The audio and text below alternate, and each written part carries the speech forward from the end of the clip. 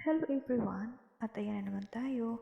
For today's video po, i-share ko lang po sa inyo sa ating gagawing dessert na hindi naman pangmalakihan ang ating magagamit na budget po. At ayan po. At ayan po ang binili nating mga sangkap para sa ating gagawing dessert. Ayan po.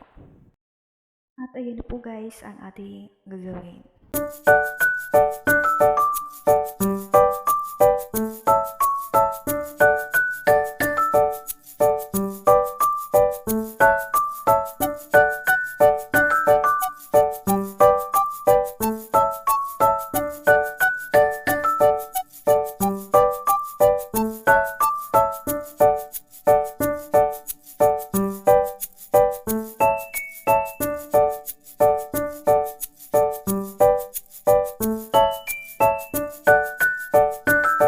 After po niyan, ilalagay muna natin sa ating ref para lumamig.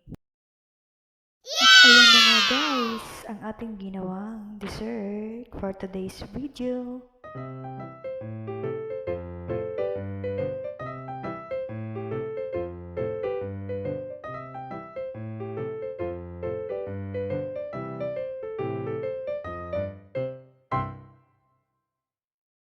At ayan po for today's video. Thank you po for watching. See you po in our next video. Bye-bye.